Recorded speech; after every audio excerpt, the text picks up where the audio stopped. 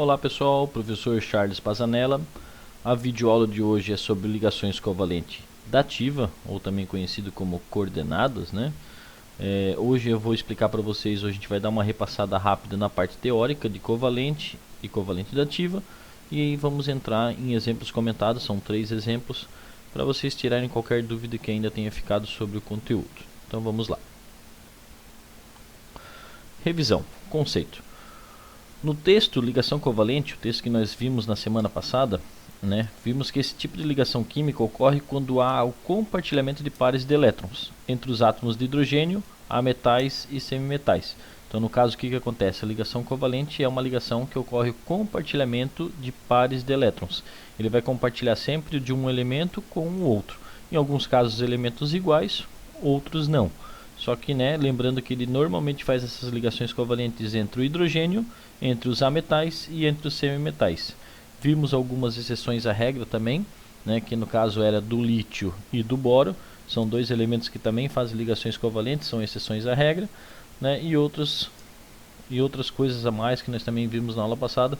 Então aconselho você ainda que está com dúvidas sobre esse tipo de ligação covalente, a covalente normal, vamos dizer assim, a covalente simples, dá uma olhada, revê a videoaula também da aula da semana passada, revê o conteúdo e dá uma reestudada naquele conteúdo lá. Bom, agora veremos um tipo especial de ligação covalente, a ligação covalente dativa, também chamada de ligação covalente coordenada. O que acontece então?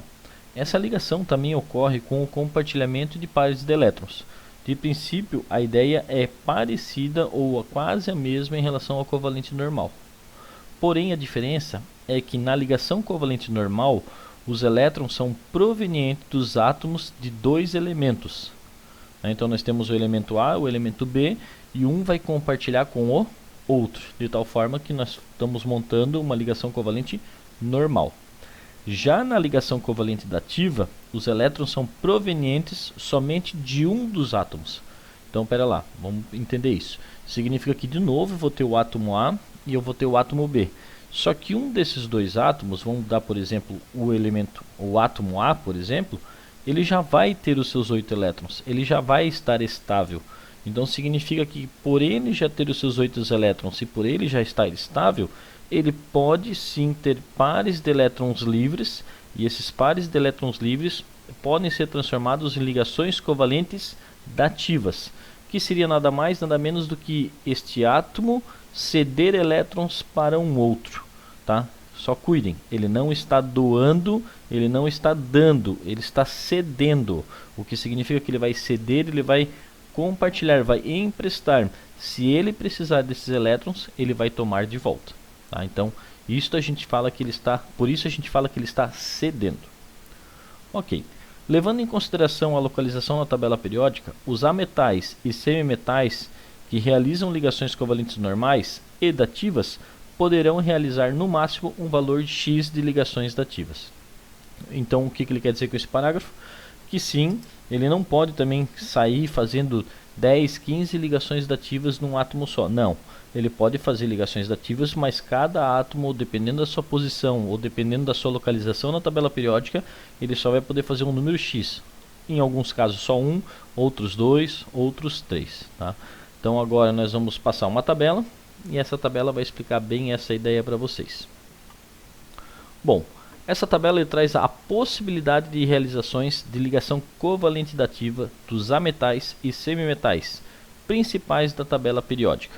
Então vamos analisar aqui a primeira coluna, nós temos elementos da família 14, poderia ser o carbono, silício ou germano, são esses 3 elementos que nós temos como exemplo. No nosso caso, se ele é da família 14, significa que ele tem 4 elétrons na última camada. Representamos o carbono com 4 pontinhos ao redor, o que significa então que ele tem 4 elétrons ao redor do seu átomo na última camada. Sendo assim, se ele tem 4 elétrons na última camada, significa que ele é um átomo tetravalente, ou seja, realiza 4 ligações covalentes normais. Então ele só vai fazer ligação covalente normal.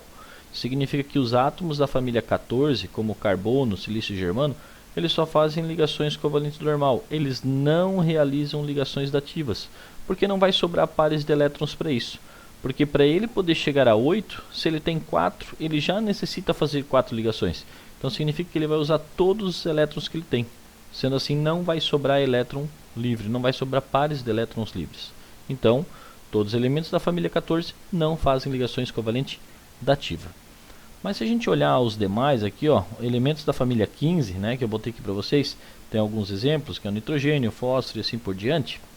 Nós temos aqui, ó, que todos os elementos da família 15 possuem 5 elétrons na última camada. Então está representado o nitrogênio com 1, 2, 3, 4, 5. 5 elétrons ao seu redor.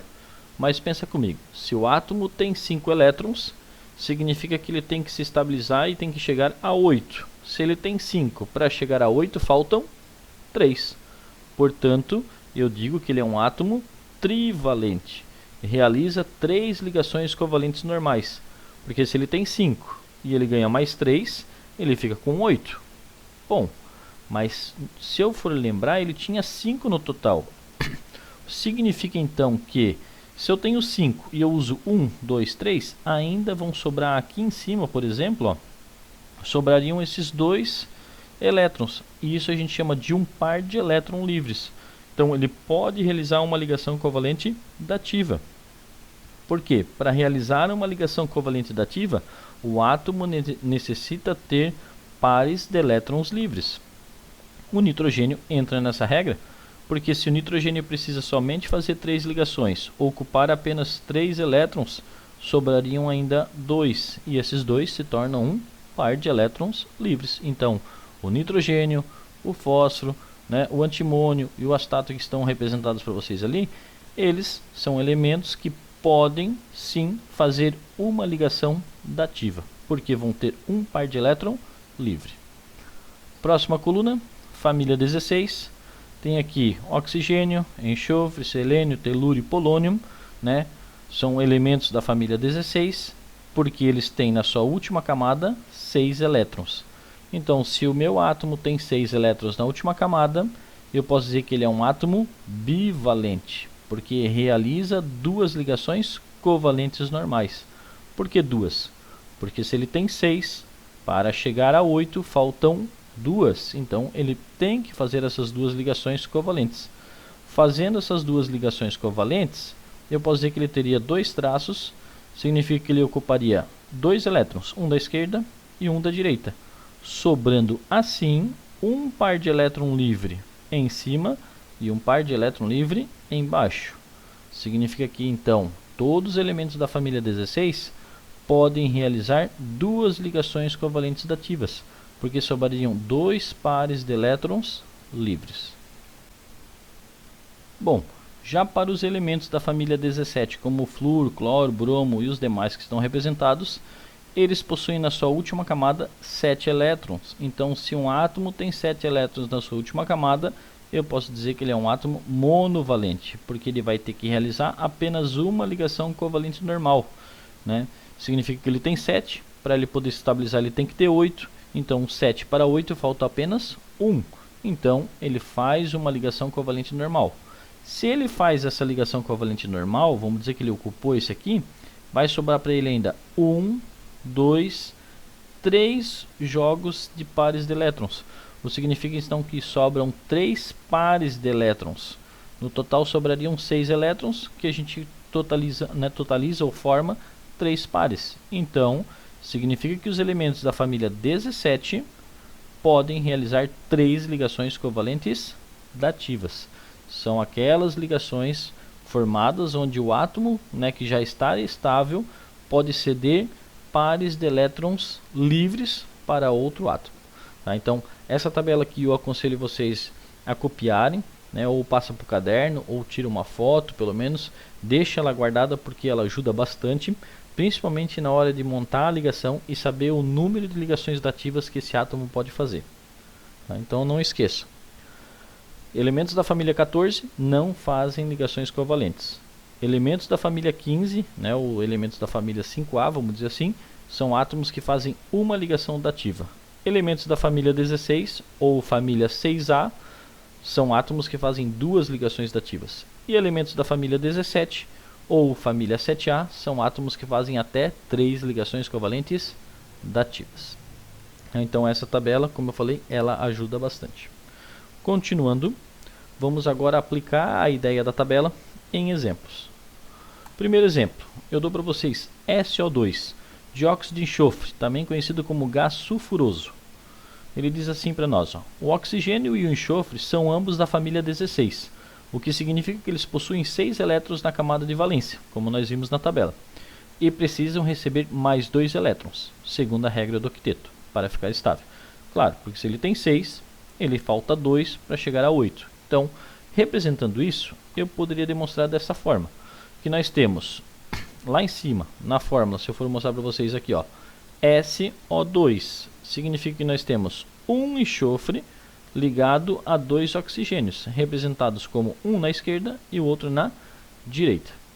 Pela lógica, o oxigênio ele é da família 16, significa que ele tem 6 elétrons, então para ficar estável faltam 2. E o enxofre que está no centro também é da família 16, também falta 2. Então eu poderia simplesmente compartilhar esses elétrons aqui do oxigênio com do enxofre, compartilhando 2 de cada lado, eu ficaria num total de 8. Então poderia representar desta forma. Ó, o oxigênio compartilhando 2 elétrons com o enxofre. Então esse oxigênio que tinha 6 passa a ter 8, que pegou 2 emprestado do enxofre. E esse enxofre que tinha 6 passa a ter 8, porque também compartilhou 2 do oxigênio que da esquerda. Mas, se eu for olhar, ainda tem na minha fórmula mais um oxigênio. Porque minha fórmula dizia que era o SO2, que era o dióxido de enxofre. São 2 oxigênios. E na ligação, até o momento, eu liguei apenas 1. Então, o que eu poderia fazer? Vamos lá. No entanto, ainda temos o outro oxigênio que não está estável e também precisa receber 2 elétrons. Que nós temos um oxigênio lá na direita que faltou 2 elétrons para ele. O enxofre, que é o elemento central, que no caso é o S representado para nós, possui 2 pares de elétrons disponíveis. Assim, ele cede um de seus pares para o oxigênio por meio de uma ligação covalente dativa, que é indicada por uma seta que vai em direção ao átomo, que utiliza o par de elétron eletrônico do outro. Como assim? Vamos lá. Então nós paramos nesse ponto, onde o oxigênio da esquerda está estável, o enxofre está estável, mas se eu olhar eu tenho aqui 2 elétrons livres. Esses elétrons não estão ocupados e nada impede do enxofre pegar esses elétrons e ceder para o oxigênio, para ele poder também ficar estável. Lembrando que ele está cedendo, o que significa que quando ele faz essa ligação dativa é como se fosse um empréstimo, um compartilhamento, mas se ele precisar desses elétrons de volta, ele vai pegar. Então, se eu vou ter que representar isso através de uma seta, eu poderia representar desta forma aqui. Ó. Eu circulo os 2 elétrons que vão ser compartilhados, ou seja, o par de elétron compartilhado, e coloco uma flecha. Essa flecha indica para que direção ele vai, ou seja, para qual elemento ele está indo. Ele está indo para o oxigênio da direita, sendo assim, ele está estável. De uma forma mais simplificada, eu poderia representar simplesmente com traços, ou seja, oxigênio, 2 traços, o que identifica que é 2 ligações covalente normal, e a flecha indicando que é uma ligação covalente dativa, que é sempre feita em pares de elétrons. Então esse é o nosso primeiro exemplo e demonstro para vocês como que é feito na verdade uma ligação covalente dativa ou coordenada. Vamos para o exemplo número 2, segue a mesma ideia, tá? Só que agora no lugar de ser o SO2 nós vamos usar o SO3. Eu não vou ter só 2 oxigênios, e sim eu vou ter 3 oxigênios. Então nós temos ali trióxido de enxofre, também conhecido como anidrido sulfúrico. O oxigênio e o enxofre são ambos da família 16, como nós já vimos, o que significa que eles possuem 6 elétrons na camada de valência e precisam receber mais 2 elétrons, segundo a regra do octeto, para ficar estável. Beleza? Só que na nossa representação agora, nós só não vamos ter 2 como estava no exemplo anterior, nós vamos ter 3 oxigênios ligados diretamente ao enxofre. Então está representado para nós a imagem, e aí eu poderia simplesmente repetir o mesmo padrão. Eu poderia pegar o oxigênio da esquerda e compartilhar com o enxofre, deixando ambos com 8 elétrons. Ok. Nessa molécula ocorrem as mesmas ligações mostradas para o SO2, como eu tinha comentado agora, mas como possuímos ainda mais 2 oxigênios e o enxofre possui ainda mais 2 pares de elétrons disponíveis, aonde estariam esses 2 pares de elétrons? Estariam um na direita e um em cima. Ó. Nós temos 2 pares de elétrons livres. Ele pode ainda então realizar 2 ligações dativas, nesse caso com os outros átomos do oxigênio. E aí eu poderia então simplesmente representar dessa forma, né?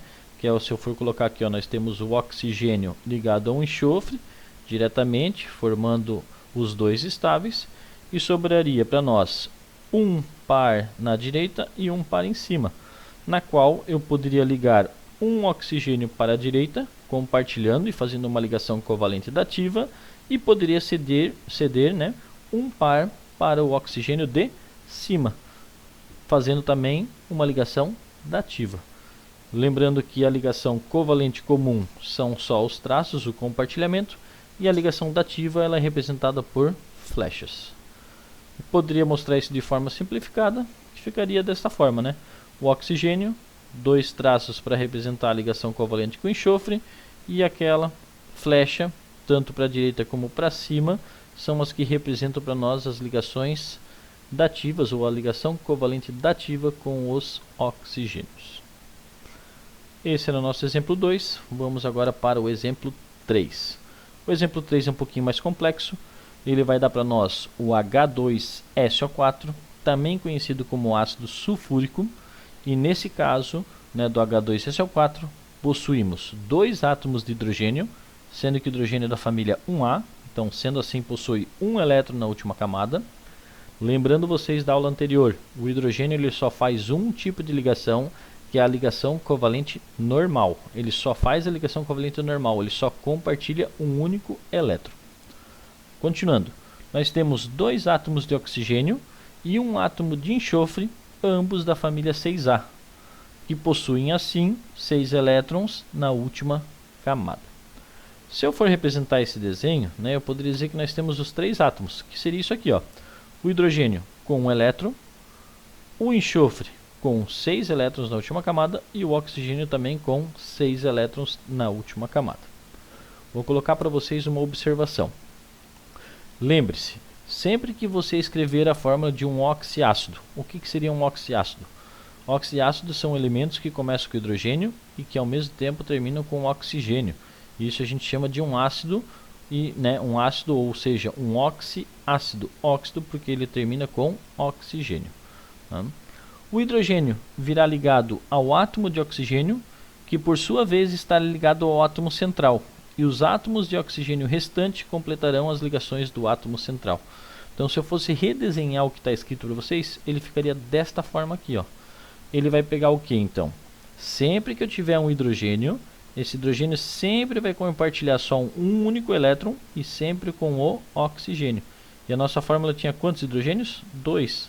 Então, e também tinha quantos oxigênios? 4. Então, se eu for seguir o que diz a observação, sempre que eu tenho um oxiácido, o hidrogênio liga-se diretamente ao oxigênio.